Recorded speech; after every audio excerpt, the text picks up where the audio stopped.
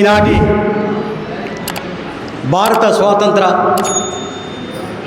రాజ్యాంగంలో 75 ఏళ్ల భారత రాజ్యాంగం ఈ అంశం పైన దళిత బహుజన ఫ్రంట్ రాష్ట్ర కమిటీ పక్షాన ఈ వరంగల్ జిల్లా కేంద్రంలో నిర్వహిస్తున్న ఈ కార్యక్రమానికి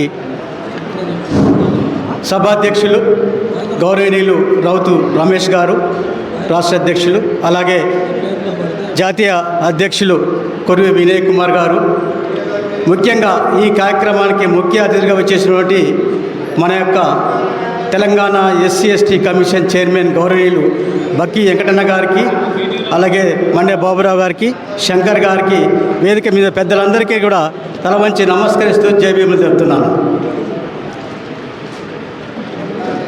ఈ వేదిక ముందున్నటువంటి నా తల్లులకు, నా తమ్ముళ్లకు, పెద్దలకు తల వంచి నమస్కరిస్తూ ఇంత పెద్ద కార్యక్రమానికి మీరు విచ్చేసినందుకు ఈ సభాముఖంగా మీకు స్వాగత సుమాంజలి పలుకుతున్నాను. మనం ఈరోజు స్వాతంత్రం వచ్చిన తర్వాత మరి వేలాది సంవత్సరాలుగా పరిపాలించబడినటువంటి మన దేశానికి కుల మత వర్గాలకు అతీతంగా, విభిన్న కులాలకు అతీతంగా ఒక రాజ్యాంగాన్ని కావాలంటే ఆ రోజు ఎందరో మహానుభావులు ఈ దేశ స్వాతంత్రంలో పాల్గొన్నటువంటి అందరూ కూడా ఎంతో మేధోమథనం చేసి మరి మన రాజ్యాంగానికి ఆమోదంగా, అందరికి ఆమోదంగా ఉండాలంటే ఈ ప్రపంచంలోనూ విజ్ఞానకని డాక్టర్ బిఆర్ అంబేద్కర్ తప్పించి వేరే వాళ్ళు ఈ రాజ్యాంగాన్ని రచన చేయలేరని చెప్పి భావించి ఆనాటి మహాయోధుల పక్షాన ఒక భారత రాజ్యాంగ కమిటీ వేస్తే ఆ భారత రాజ్యాంగ కమిటీ చైర్మన్గా మరి బాబు రాజేంద్ర ప్రసాద్ గారు, జవహర్లాల్ నెహ్రూ గారు లాంటి, వల్లభాయ్ పటేల్, అబుల్ కలాం ఆజాద్ అంటే ఎంతో మహానుయోధులు ఉన్నారు.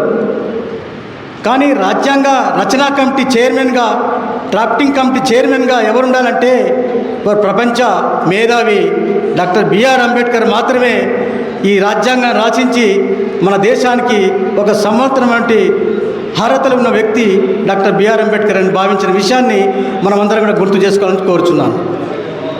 మరి ఆనాటి రాజ్యాంగ రచన కమిటీలో వారు తన యొక్క సహచరుల మిత్రులతో మరి భారత రాజ్యాంగాన్ని రచించి 2 సంవత్సరాలు 11 నెలలు 18 రోజుల్లో ఈ రాజ్యాంగాన్ని రచిస్తే మరి ఆ రోజు 1949 నవంబర్ 20 నాడు పార్లమెంటులో ఉద్దండులు వందేక మంది పార్లమెంట్లో ఉండి సమావేశపరిచి ప్రతి ఆర్టికల్ మీద, ఈ రాజ్యాంగ రచనలు చేసినటువంటి ప్రతి ఆర్టికల్ మీద చర్చిస్తూ ఆమోదించిన విషయాన్ని కూడా మనం అందరూ గమనంలోకి తీసుకోవాలి. కాబట్టి మిత్రులారా, ఈరోజు మరి రాజ్యాంగం, భారతదేశ స్వాతంత్రం వచ్చింది. కానీ ఈరోజు కూడా దళిత బహుజన ఫ్రంట్ 2025 నవంబర్ 26 నుంచి ఈ రాజ్యాంగ రచన అవతరణ దినోత్సవం జరుపుకుంటూ ఈరోజు మన గౌరవనీయులు వెంకటయ్య గారి సమక్షంలో ఎస్సీ/ఎస్టీ కమిషన్ ముగింపు సభ జరిగింది. కానీ మనం ఇప్పుడేంటంటే ఈ 75 సంవత్సరాల స్వాతంత్రంలో పాల్గొన్న మనము రేపటి నుంచి, రేపు 26 జనవరి రిపబ్లిక్ దినోత్సవం 75 సంవత్సరాలు కంప్లీట్ చేసుకొని 76 సంవత్సరాలు అడుగు పెడుతున్నాం. కానీ ఈ రోజు వరకు కూడా ఈ దేశంలో అట్టడుగు వెనుకబడిన కులాలు, దారిద్ర్య దిగలేక ఎవరున్నారంటే 100కి 70% మంది దళితులు మాత్రమే ఉన్నారు. కానీ ఎక్కడ ఉంది రాజ్యాంగం, ఎక్కడ అమలైంది? కాబట్టి మనం రేపటి నుంచి ఈ రాజ్యాంగ అమలు కోసం, ఈ రాజ్యాంగాన్ని అమలు చేయకుండా రాజ్యాంగంలో ఉన్నటువంటి సూత్రాలను కానీ, నియమాలను కానీ, ప్రాథమిక హక్కులు కానీ, ప్రాథమిక విధులను కానీ, ఆదేశ సూత్రాలను కానీ అమలు చేయకుండా మరి కొంతమంది తన తప్పులను మర్చిపోయి రాజ్యాంగం మీద నెట్టి పెడుతున్నారు. అంటే ఇప్పుడు ఏంది, వాళ్ళు అమలు చేయలేక కేంద్ర రాష్ట్ర ప్రభుత్వాలు ఈ రాజ్యాంగం పనికిరాదు, మనకు కొత్త రాజ్యాంగం కావాలంటారు. కానీ ఈ రాజ్యాంగం ఇప్పుడు 75 సంవత్సరాలు కాదు, ఇంకా 100 సంవత్సరాలకు సరిపోను ఈ రాజ్యాంగంలో ఉన్నది.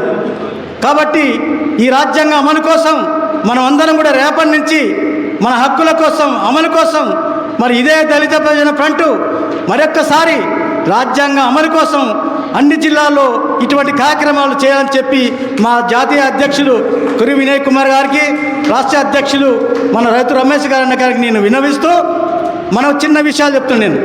అయ్యా, ఈరోజు ఇంత పెద్ద రాజ్యాంగం ఉన్నదే, కానీ ఇక్కడ రాజ్యాంగం అమలైతే పూర్తిగా బడుగు బలహీన వర్గాలు అభివృద్ధిలోకి వస్తారు, వాళ్ళు రాజ్యాధికార దిశలో వస్తున్నారు.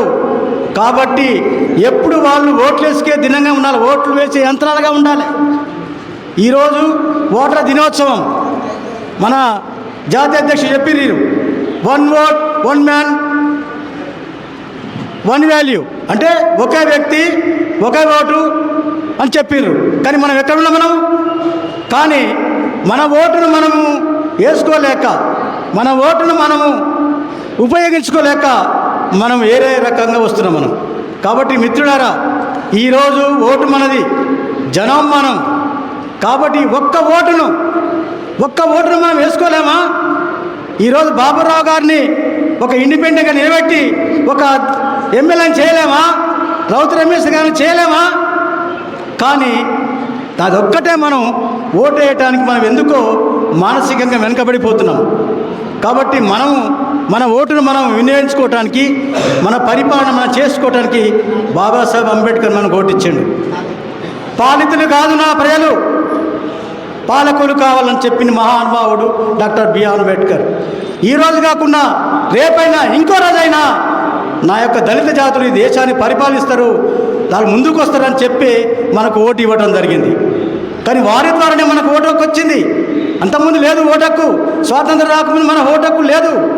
స్వాతంత్రం వచ్చిన తర్వాత భారత రాజ్యాంగం ద్వారానే ఓటు హక్కు వచ్చింది. కాబట్టి మనమందరం కూడా రేపు మన పిల్లల భవిష్యత్తు కోసం, మన కోసం, మనమందరం కూడా మన హక్కుల కోసం ముందుకు రావాలని చెప్పి మీ అందరికీ తల వేస్తూ నమస్కరిస్తూ, మరి ఈ అవకాశం ఇచ్చేటువంటి దళిత బహుజన ఫ్రంట్ రాష్ట్ర కమిటీకి నేను మనసారా ధన్యవాదాలు సెలవుకుంటున్నాను. జై భీమ్, జై భారత్, జై తెలంగాణ.